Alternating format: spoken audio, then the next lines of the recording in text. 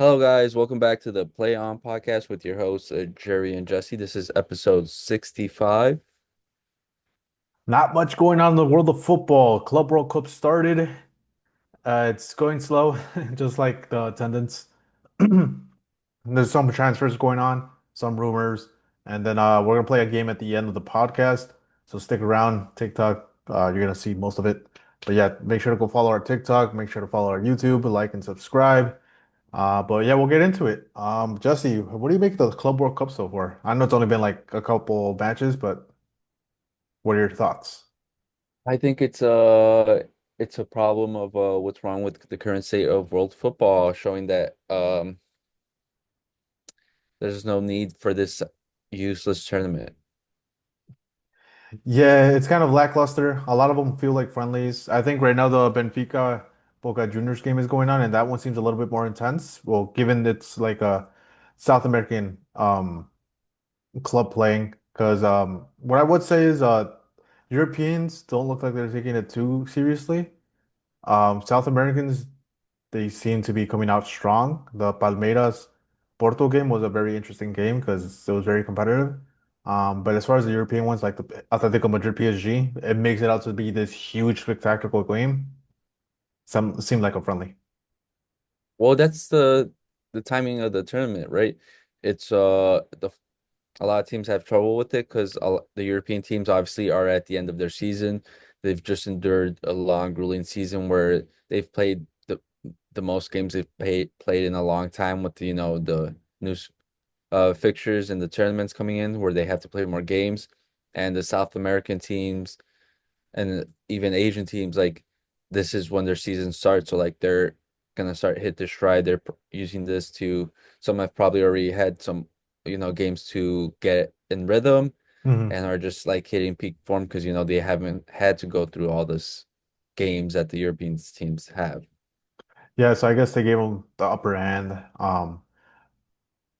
in that regard because yeah, you're right. Jude Bellingham has like 46 games under his pocket, whereas like probably a Boca Juniors player has like barely 16. So they did give him the upper hand, and on top of that, they had to travel to the other hemisphere compared to South Americans. Well, yeah, they kind of still had to travel hemispheres, but Well, the time change is a big factor, You're getting used to do new time, like the new time, because obviously they're what 5 hours ahead from Eastern time, so it's yeah, you and have to. the time they were given to accommodate too, what some clubs were 2 weeks. I think Real Madrid was 1 week too for training, so there wasn't too much time, and like players are bound to feel that jet lag eventually, and they're still getting used to it compared to like some clubs, like some MLS clubs. I think today was Chelsea versus LAFC. Mhm. Chelsea won 2-0, which I thought they would have won by more. But maybe it's that lack of focus or like jet lagging or something like that. They're not all there yet. Well, it's like they're probably feeling it in their bodies because they're used to at this time to be, getting ready for vacations or, letting their body rest. Because even if like it was international tournaments, they usually start around like July. So Mhm. even if they would have like this month off to like train with their national teams, it wouldn't be as intense as like, actual matches and like practices for a competitive tournament. Well, I wouldn't say that because the World Cup starts around like June 10th. I more blame it on well, international tournaments, they're given like 3 or 4 weeks to train. But given this is a FIFA tournament, a club tournament, the there was nation leagues games, there's friendly games, there's qualifying games that didn't give those clubs time to, you know, set up and come up with a game plan for their upcoming matches. So Well, also it's a different. Mhm. with the congested schedule, they're starting earlier and ending later in the seasons, like because what the next season starts August 16th, Mhm. and usually all of August is for preseason, and they usually start in September, and this time they ended this tournament or like the season in late May because the Champions League final. was what May May what 30th, May 30th, 30th. 31st. And even now, while the Club World Cup is going on, there's still the Gold Cup happening. So those national teams tried calling up some players, and they're like, "I'd rather not go." Yeah, so it's just again, you're what you said earlier. It shows the problem of world football, just too many games. Um, some useless tournaments that probably shouldn't be given, or like if you're gonna have this tournament, accommodate for the players and get rid of like Nations League, Gold Cup, and all this international fluff that we don't need. It probably would have made it a more exciting tournament and given teams more time to prep. Yeah. That's interesting, and especially too, like the conditions. I brought it up to you how Diego no Marcos Llorente came up in the press conference after the match with PSG, and he said the conditions were unbearable because they're playing in the beating sun with no clouds in the Rose Bowl, where it's known to be just a straight up pitch in some stands. Well, the problem is the timing of like this games because they're all in midday. Like, there's no like even if it was later, there might be the cool breeze of like the night that might help alleviate Hmm. the heat. But they're like all midday, which is also another scheduling problem because it doesn't help that attendance won't be great because people will be working during this time. Yeah, but that game happened on the weekend, Jesse. But Yeah, yeah, it but was like a noon game. yeah, But but yeah, the most game's today. Hmm. the most games will be happening weekday, and those will lead to problems like today with like Chelsea, where there's hardly any people. But Yeah. even the opening game of Miami, they slashed prices for the tickets, and they also went to a local college and offered tickets at a price to see Messi to because they were trying to get attendance up because they didn't want to have low attendance numbers. Yeah, and it seems to be an issue. I don't know how you would sell tickets if you're FIFA going for like I don't know why FIFA outpriced the tickets. They're known to good give out tickets for a good and moderate price and affordable prices. Like you could be front row for like $125, maybe $200 at most. The Club World Cup came, we thought that was going to be the case. Same thing with the ticket pricing, but no, they just let anyone get them and just resell them. So I think I'm glad that this is happening to him. I hope it happens in the World Cup as well to show how greedy FIFA can be. Because yeah, tickets should not be going for that much because you need time to plan a trip if you're like from a different country, city, state, or whatever you want to go visit it. Because it's not just the ticket you're buying hotel, food, things like that. So it sucks. But I'm glad again it's happening because this happened last year in the Yeah, Copa last America. summer. Yeah. Hmm. This is 2 years straight where they've had problems again with the whole tournament as a attracting people, and it's like a bad precursor because okay, you could ha let it happen once, but you learn from it and help improve like for the next tournament next year. But like the World Cup is next year, if having a bad World Cup is not good, and especially because the US will be hosting most stadiums. You know, that's what it's looking like so far because there's a lot of political and like social unrest with the things that are happening in the United States. But having a barren World Cup is no one wants to see that. Like it'll be a sheer embarrassment if they could fill stadiums in Qatar, but they can't fill stadiums in the United States. Like Yeah. that would say a lot about the current state of football in the United States. So, and they'll probably defer people from even hosting another World Cup because why are we gonna go back there if we can't even fill a stadium? When we could do it in the middle of Qatar and get a whole bunch of people to come up. Yeah, it also will impede I think the US soccer development because players will be more reluctant to come over to the MLS because before they were saying, "Oh, well, it's a growing sport. It's helping like you could help build it up and things like that." But it's been like 20 years since like David Beckham came and Yeah, we're still having the same problems. yeah. Because So right now the only team to be filling up stadiums is Inter Miami when Messi goes to play.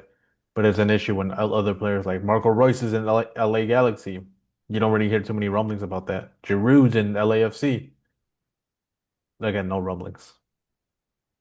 yeah, it doesn't help. And plus it doesn't also help that the US media does not look favorably on soccer.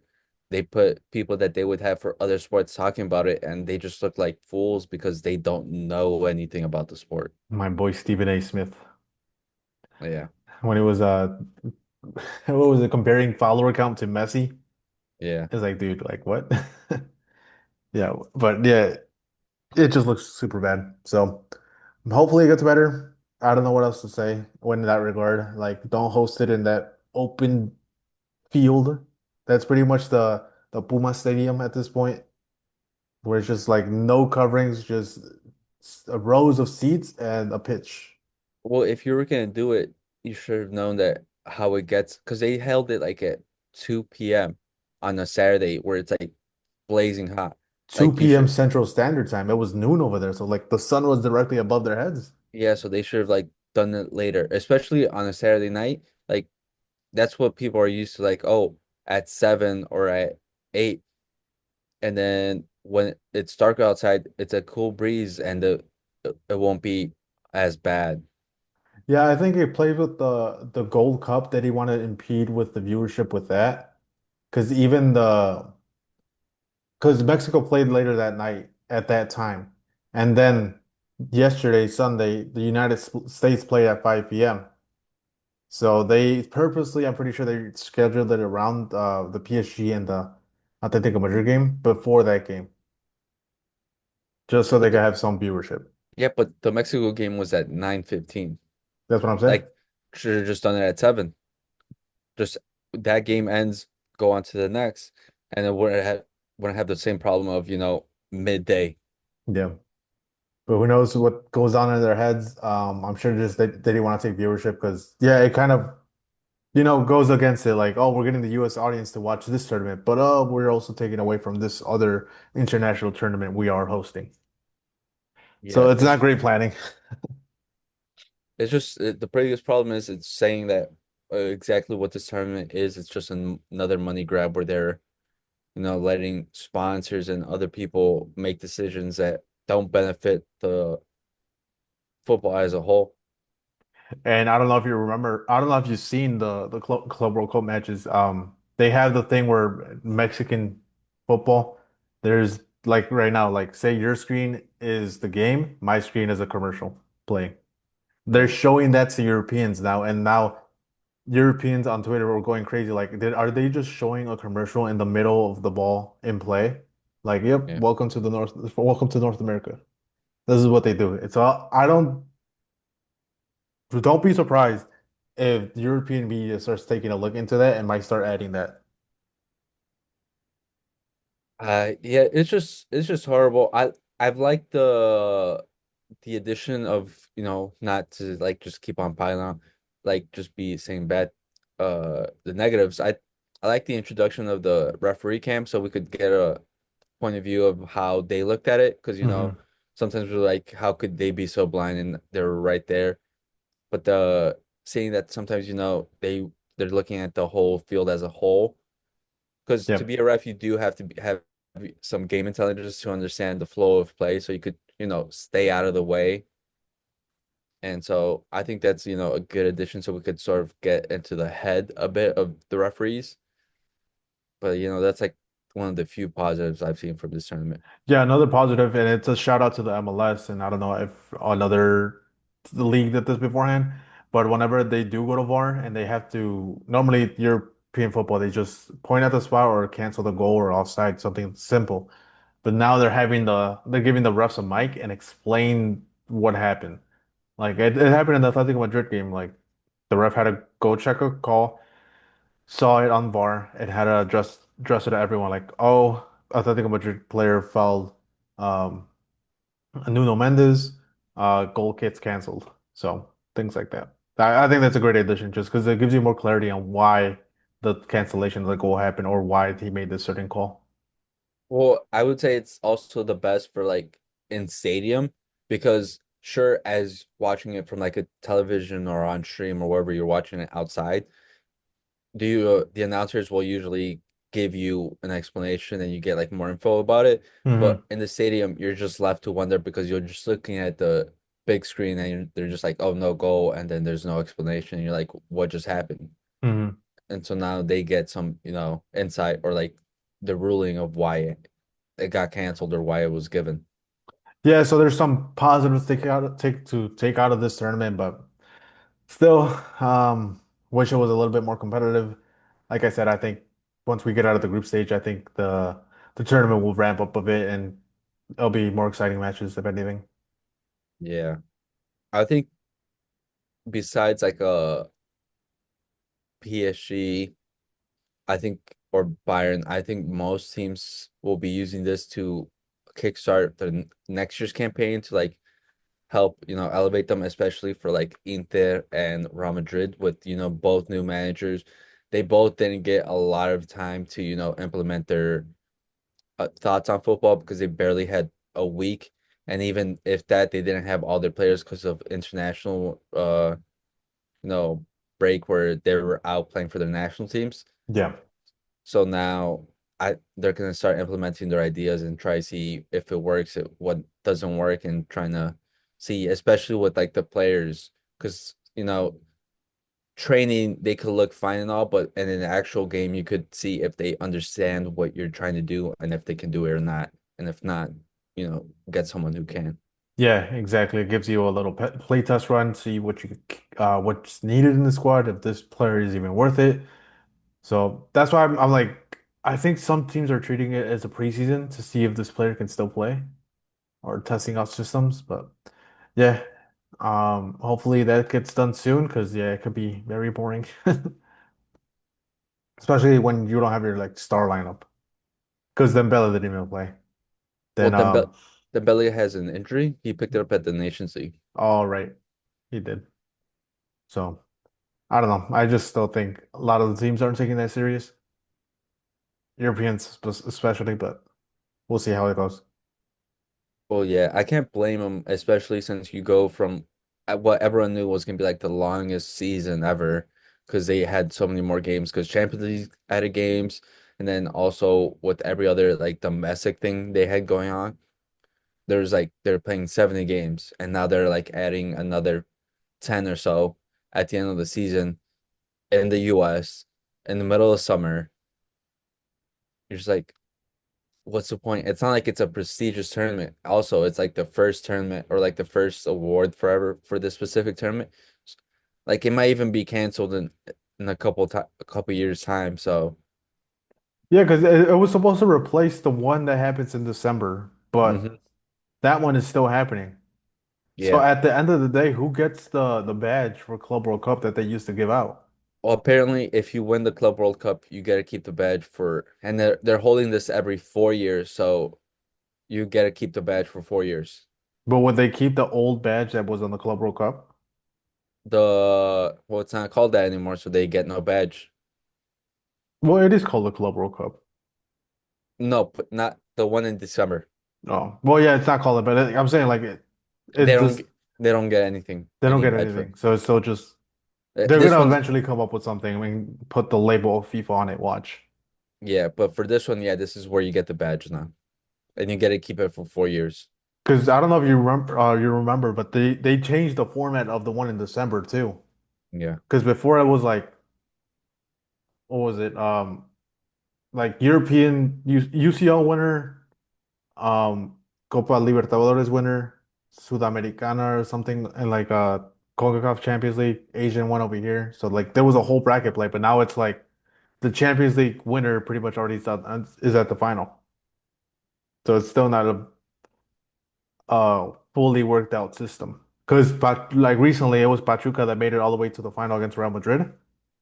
Then this past one, but Pachuca Hmm. had to play 4 games to get there. Real Madrid just played the final, or they played a game beforehand, but at most two. Yeah, it's just a mess currently at FIFA. I agree. But if anything, in other news, there's some transfers going on. The one I'm excited for is Nico Williams. Had interest in Bayern Munich, had held talks with them a couple times, but then he calls up his agent and tells him to hit up Barcelona to see what's going on there. And then Barcelona just made it their priority to sign Nico Williams as the left winger for next season. Right now, they're currently trying to negotiate and speak with the agent and see what they could do about the release clause. Because right now, he has a $56 million release clause with Athletic Bilbao. I know Barcelona's going to try to not pay that full amount and try to negotiate something. But what I have heard is and read is that Athletic Bilbao wants the full payment compared to Barcelona. Barcelona, they want to do it in partial payments. But yeah, we'll see. What do you think of the move, Jesse? Uh, I don't know how to feel about it until I get an understanding of how they will line up. Hmm. Because if they do sign Nico Williams, I don't think he's gonna want to sit on the bench. Hmm. And if he does, if that does work out, where does Rafinha play then? Is he gonna move over to a striker position or a more central role to, say, I don't want to say false nine, but at the central forward, not as a striker, but central forward, and then Nico Williams on the left wing. And if so, does that mean Lewandowski's on the bench and they're just moving on from him? Like I just need to understand the dynamics of that. So I would want to hear Hansi Flick's thoughts on that first before I say it's like good or bad. Because obviously adding a talent as Nico Williams is never bad, but it's just the situation that he could be going into could cause problems depending on how it's handled. Yeah, and that's what I was thinking too. So my thought process is exactly kind of what you said is Rafinha plays like that striker role, false nine role, which would like kind of what like Dembele played. And Lewandowski has to play a bench role because at 37 years old, like you're not the same as you were like 5 years ago. Mhm. So there's gonna be a decline in his form. What that does concern me with is what happens with Dani Olmo and Fermin Lopez. Like who's gonna get that spot as a cam role? Because it's not Pedri, he plays a deeper role. Same thing with Frankie De Jong, that plays a deeper role. And what do you do with Gavi? So there's a bunch of question marks on what happens because I think Rafinha is gonna solidify his spot and play the false nine role.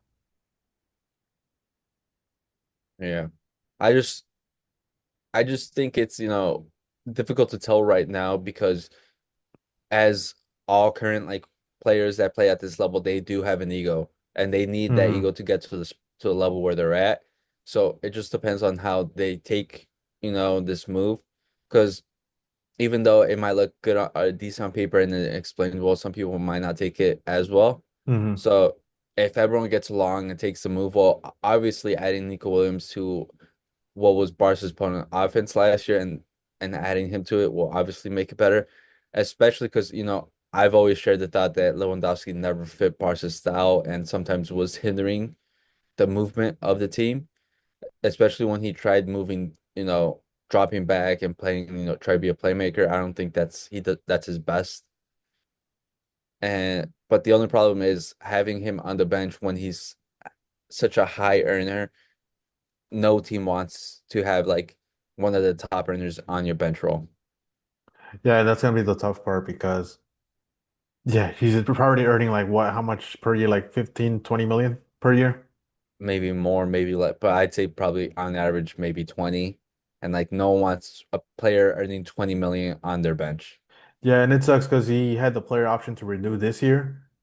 Sucks that he took it. I don't blame him. Again, that's a lot of money. You're not probably not gonna get anything like that anywhere else unless it's Saudi. Um, but yeah, maybe they'll try to offload him.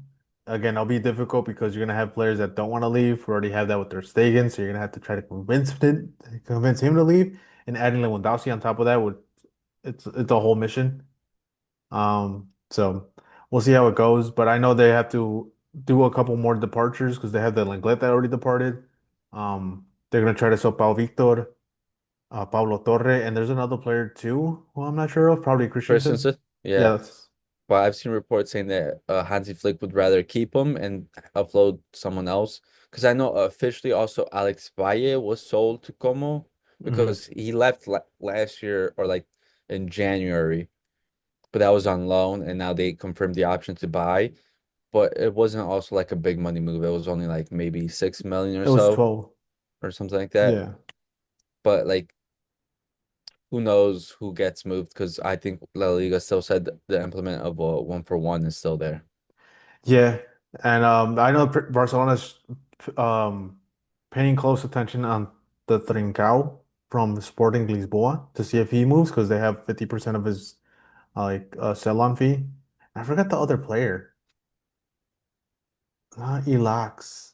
But there's another player. But apparently even the Ansu Fati deal is done to AS Monaco. So high earner is leaving on I don't know if it's on loan transfer, but I think the talks for loan. So we're getting that off the books, but there's still a lot of things to work on, especially with Nico Williams' salary. I think he's gonna ask for 20 million and 10 million net. Yeah, because I know the reason why he stayed last year for Bilbao was because they did give him a major bumper increase in his salary that even some Premier League teams were like, oh, that's a lot. Hmm. So if he does, go over to Barca, he will be one of the top earners and be making a lot of money. Yeah, definitely. So it's great that we resigned onto not onto Lamine Yamal when we could. Um, Now we have to see what happens with other players because I don't discard Araujo leaving. I don't. I think there could still be a possibility, but again, you're gonna have to try to convince the player. Yeah, but I think the biggest problem with that Araujo is he is coming off an injury. He's also coming off not his best form, and like there's not as a pressing need currently from the top teams for a center back. And also the interest has cooled off a bit from him. He's not the same, hot prospect he was like a year ago. Yeah, you're right. It's kind of damaged goods. It doesn't help that a lot of the things were, I wouldn't even say, a lot of them were injury because he kept getting injured a lot. And when he came back, like second game he played straight, injured. So people are taking precautions. Chelsea, you need a strong Uruguayan center back. Give us 80 million, nothing more, nothing less. You guys paid more for a player that was doping. So this guy's not doping, so you're good. Well, they just went from Wesley Fofana, an injury prone player, to another potentially injury prone player in Araujo currently. Hey, take your chance, dude. But Uh, go ahead. yeah, I was just gonna say it does look like a couple transfers that I think like lead are like paint a bigger picture in the transfer market.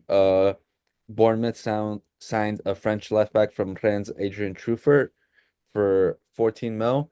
So I think that sort of confirms that what we've all been suspecting of Kirk is signing with Liverpool, and if not Liverpool, somewhere else, because he was another standout player from that back line this past year.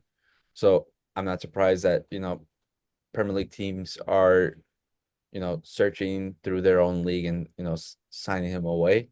But Mhm. I think that's just a sign that it will happen, and they're just getting the replacement early on before people know they have money and try to upcharge them.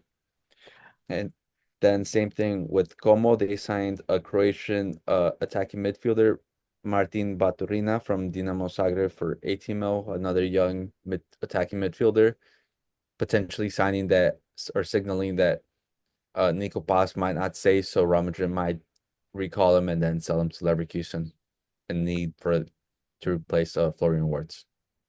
Yeah, and other news too. Andy Robertson is being linked to Atletico Madrid. It's said that they came across and agreed on personal terms. Still negotiating with the club to exit. Um, Real Madrid apparently is negotiating already for Konate for next year to come on a free.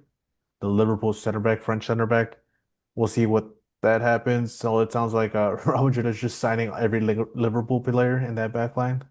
It's like it's funny because these English fans don't understand.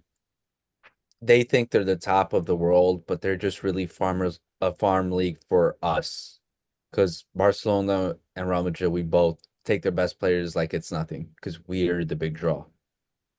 Yeah, so it's legit legacy, dude. No one wants to compete with us. Everyone wants to pick somewhere else until they have to leave. Because look at Trent. Even Trent, like he was a big Barcelona fan. And He's then a he's like Real Madrid came calling and like, I'm going to Barcelona. Even well though he think prefers the other team.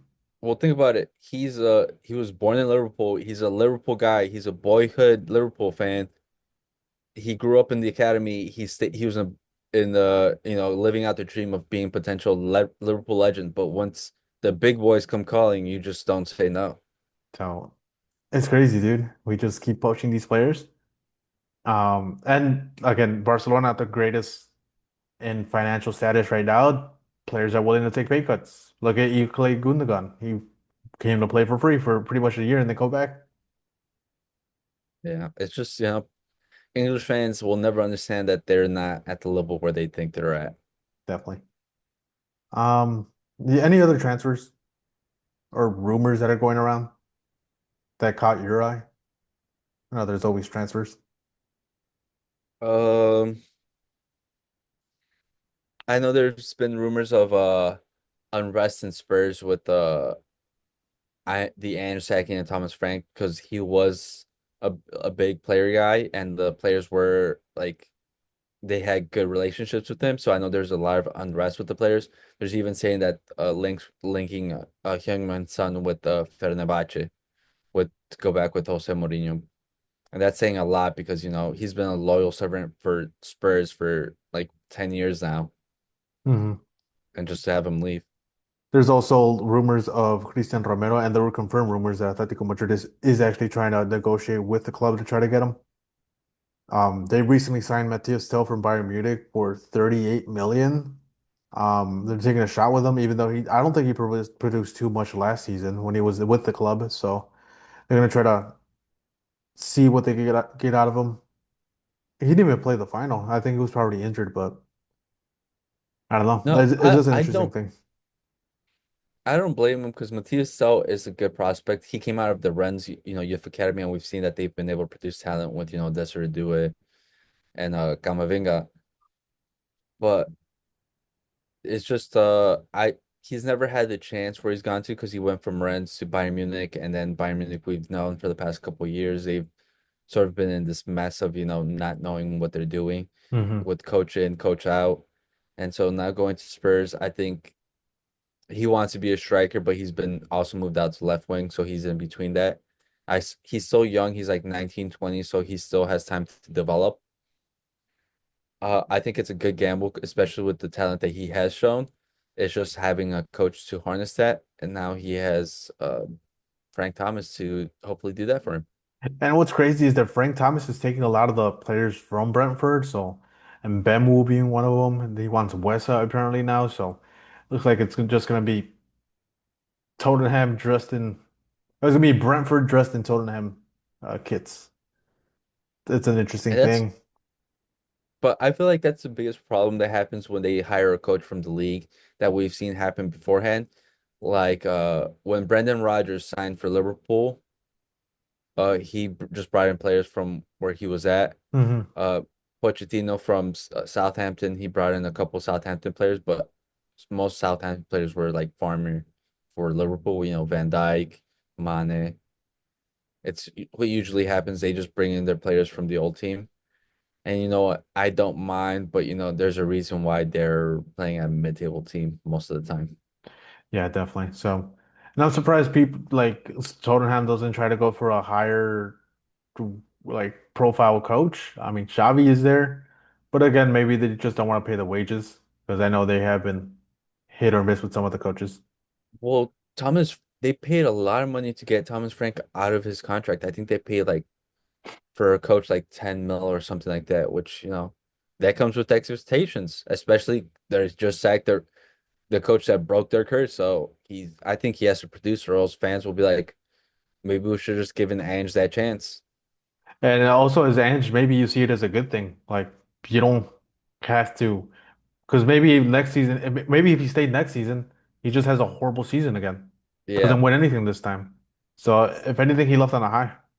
Well, I think he's on that mystique level where everyone, like, he has the quotes, he delivered on everything. Like he sort of has like this reputation now, and there's always that promise that he contained, but that like no one knows if it would have come true or not because he was sacked. Like people could now say like, oh, but Ange could have possibly had another great season because he had those flashes in those past 2 years. Yeah, So definitely. It's crazy, dude. Even if you're Ange right now, say Tottenham does come crawling back, I'm denying it because at that point, again, like I said, it's not your squad. They got a whole nother coach that worked with your squad for the preseason. Like you don't, there's too many. questions and then you're gonna be blamed for it. The fans might turn on you. So at this point, he has an easy out and just saying like, no, I don't want to work with the board again. They disrespected me. I was willing to stay, but they decided to go a different direction. I don't want to go back. Yeah, and plus he has the support of the fans because him and the fans say what you will about, the form he had in the league for the past year, Hmm. but he always gave the fans something to talk about and, give them optimism. Yes, definitely. All right, guys, for the next part of the video and for TikTok, we are playing grid and guessing the footballers, connecting them. We'll see how me and Jesse do, if we're true footballing fans or we're just fake. So Jesse, I'll let you go first. Do you have any player in mind? We only have 9 guesses too. Lovren? For which one? Roma? Oh yeah, I thought we were starting there. That's what I thought. Did Lovren play? Did he play for Roma? Uh, Dejan Lovren.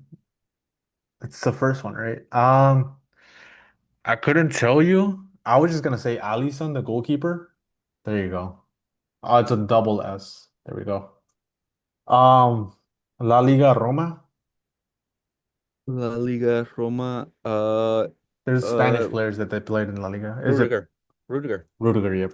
Oh, gotta do this. Rudiger. Antonio Rudiger. And a Roma and a domestic league champion. Would it be El Shaarawy? Did he win one with Milan? Because he No, was in the Deschamps. time. Well, no, that was Milan, right? Yeah. Was- Uh, Domestic league champion. That means like the league title, right? Dybala?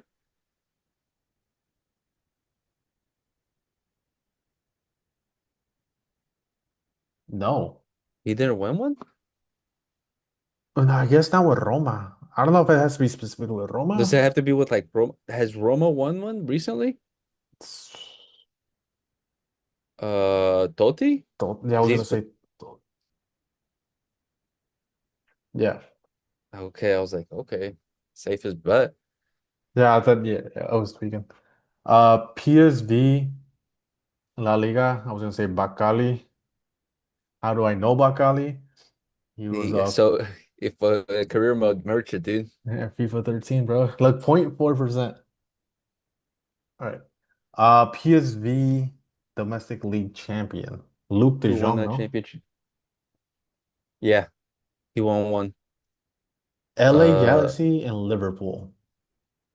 LA Galaxy, La Liga, Ricky Puig. We could do that for champion, and we could do La Liga, LA Galaxy, David Beckham. Oh, yeah,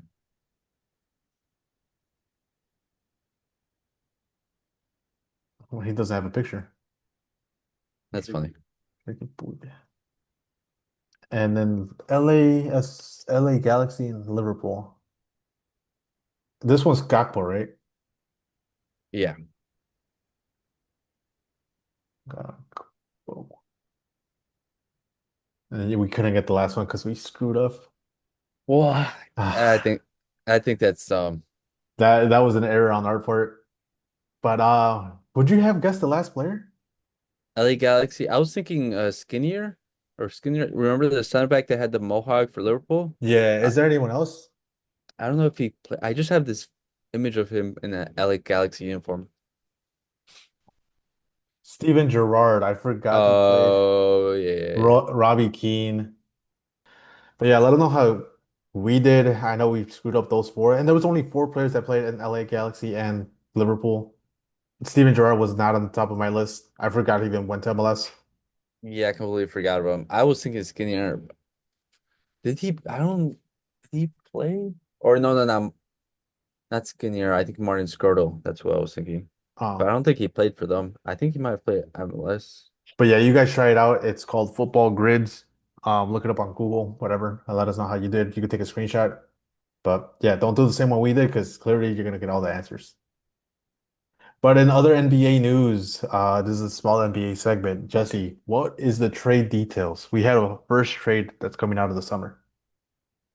Or not first trade, but I think like the first big blockbuster trade. Hmm. Desmond Bain to the Orlando Magic for KCP, Cole Anthony, and then 4 first-round picks. There's like, big swaps and things involved in them and protections, but all I know, I'm not going to go into that because, that changes like depending on standings and who knows about the future.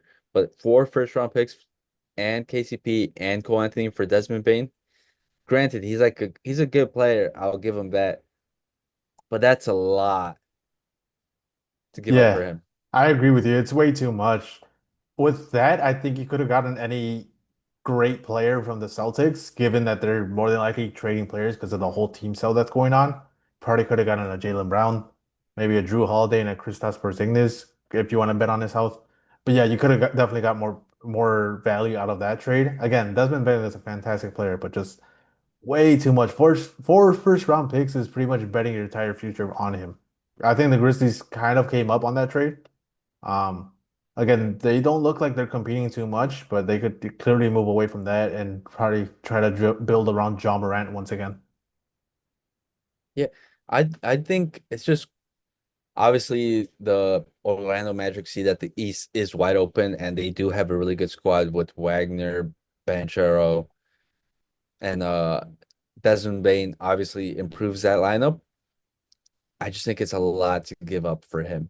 I think they could have given that up for a superstar player or someone of a higher level. But the Grizzlies obviously come up, but I think it puts them in an impasse in the situation they're in because I don't think John Morant wants to stay for a rebuild. I think he's going to get impatient and want to, win. And also, Jaren Jackson Jr. is also there, so I wonder how they go about it. Are they going to go full rebuild, tear everything down, or are they going to tell him to be patient, wait 2 years, and they'll build up the squad again for another run? Yeah, they could. The Memphis Grizzlies are positioning themselves for a great rebuild because you're already starting off with 4 picks. You could build off of that with John Morant, maybe get 2 first rounders, Triple J. You could get a first rounder or 2 first rounders and some role players. You could go anywhere, but as far as the direction, I don't know. Maybe this is why they fired their coach randomly mid-season, just because they want to rebuild and they got tired of this squad. Maybe. But also, I think the biggest loser from this trade is the Dallas Mavericks and their GM because again, it shows how much you could have gotten for Luca. Think about it. Desmond Bain got 4 first-round picks, and what did they get for Luca? Well, they got the number one pick from off the lottery, dude. That I mean, that's not part of the trade details. They got that from the league from back at alley deals that they did. But that's again, you look at the Luca trade and you're like, how did the Lakers get him for this? And then again, it shows you like something happened. Something must have happened. Something has to happen to explain that trade because yeah, it's completely insane. But yeah, let us know what you guys think about that trade. Dub, L, I don't know. We'll have to see. Again, Magic are positioning themselves in a good spot. Did they give up too much? Who knows? Let us know. Yep. But anything else, Jesse? Gabby Vega has returned to European football.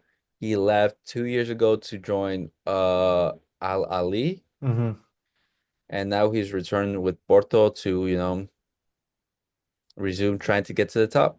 Yep, he has to build up his reputation. Before he went to the Saudi club, he had huge offers and a lot of interest from European giants like Bayern Munich, Barcelona, Real Madrid, Liverpool, Man City, all across Europe. Now he lost a little bit of that value. Again, like Jesse said, he went to Porto to try to use that team as a stepping stone into getting his career back on track.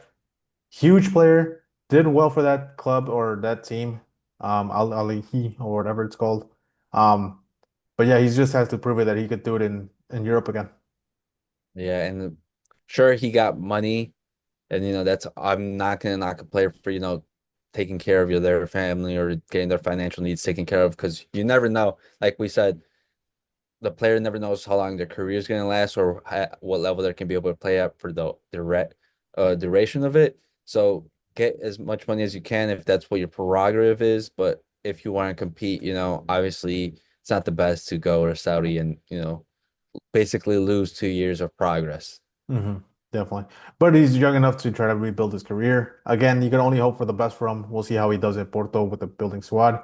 Now they have the Samu, another Spanish striker. Now they added Gabi Veiga, a very promising attacking midfielder. So we'll see how it goes. And then it's not just him that wants back. Also, Duran is also after 6 months, he's also looking to potentially come back to the top leagues again. Yeah, and like him, he doesn't lose too much progress. He has interest in Napoli, and I forget the other team. Jesse, I don't know if you know it. No, I can't. It slips to my mind every time. I just remember the Napoli, the first one, but I think it's another Premier League squad, but yeah, luckily for him, he didn't waste 2 years. He still has that hot interest in him because clearly Napoli, a Serie A winner, wants him, and I think it'll be a good investment. But we'll see if that 6 months didn't hinder his performances. I doubt it, but it would be a good buy. Especially it's a step up from Lukaku. Again, Lukaku's a fantastic player, can't take that away, but you want someone that scores 20 goals per season too. yeah, the form he was on before he went is crazy. And plus, he's still only 21, 22 years old. So you still have like a decade left of potential, high level seasons left. And again, he doesn't mind coming off the bench because that's what he did at West Ham all the time. Not West Ham. Yeah, it was Aston Villa or West Ham? Villa, right? As at Villa. Yeah, because they won the Champions League. Yeah, so he wouldn't mind a bench role if Lukaku has a start. So great player. I wonder what his fee was going to be. Um, how much did they buy him for? Like 60 million? Yeah, he was like very expensive. So obviously they're gonna want to get some money back, but I think it's gonna be tough for him to come back right away since it will be a big fee, and plus he will have to lower his wages a lot because after paying a big fee, I don't think teams are gonna want to pay him the same wages he was getting at Saudi. Yeah, definitely. So let us know what you guys think about those moves. One shocking move that I texted Jesse midweek, Leroy Sané joined Galatasaray for 50 million a year. Very shocking. Like Jesse said, he texted me back immediately saying like, looks like he's kind of done with football and doesn't really want to compete at the highest level. Again, Galatasaray is still competing, but it's different competing with a European giant. Yeah, because no knock to like the Turkish league or anything like that, but it's just I'm not gonna sugarcoat it. There, it's a level below the top five leagues. He obviously went there for monetary purposes because he is still only 29 years old. So the peak of his powers, some would say, he probably still has maybe 3, 4 years left at the high level if he really wanted to and put the work in.